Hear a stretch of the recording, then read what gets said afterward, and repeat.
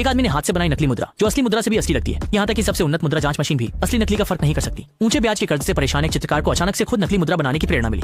उसने 500 रुपए को 3 दिन और रात तक घूर कर देखा, हर हिस्से के पैटर्न को पूरी तरह से दोबारा बनाया, फिर उन्हें एक साथ जोड़ दिया। इस तरह एक पूरी प्लेट तैयार हो गई। अगला कदम से मुद्रित करके कागजी मुद्रा बनाना है। अच्छे भाई फिलो बचपन से ही अपने दादा की प्रिंटिंग फैक्ट्री में काम कर रहे थे, इसलिए प्रिंटर के बारे में उनसे ज्यादा कोई नहीं जानता।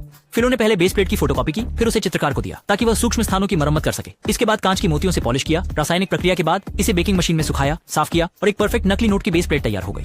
लेकिन उनकी पुरानी प्रिंटर एक बार में केवल एक ही रंग छाप सकती थी, इसलिए उन्हें 4 बार प्रिंट करना पड़ा। हर बार पूरा होने पर उसे साफ करना पड़ता था, फिर रंग बदलकर प्रिंटिंग जारी रखनी पड़ती थी। दोनों तरफ की छपाई पूरी होने के बाद अतिरिक्त हिस्सों को काटना होता है। उनके लिए जिनके पास कागज काटने की मशीन है ये बहुत आसान है।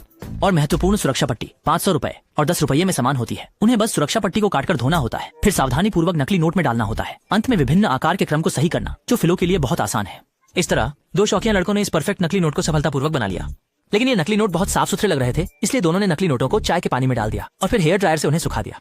अपने काम को देखकर दोनों बहुत संतुष्ट थे। इसके बाद सबसे महत्वपूर्ण है परीक्षण के लिए जाना। दोनों एक व्यस्त बाजार क्षेत्र के एक सुपरमार्केट में पहुंचे, जहां उन्होंने सोडा खरीदा, ये जांचने के लिए कि क्या नकली नोट चल सके। जैसे ही मालिक ने पैसे को छुआ, उसे कुछ गलत महसूस हुआ और जल्दी ही उसने देखा कि यह एक नकली नोट है। तुरंत उसने फिलो का हाथ पकड़ लिया। अच्छा हुआ कि सनी ने स्थिति को भांप लिया और उसे बाहर खींच लिया। दोनों को कई सड़कों तक पीछा किया गया, तब जाकर वे सुपरमार्केट के मालिक की पकड़ से बच पाए। वापस आने के बाद सनी ने फिलो से आंखें बंद करने को कहा और उसे असली पैसे में मिली हुई नकली नोट को ढूंढने के लिए कहा।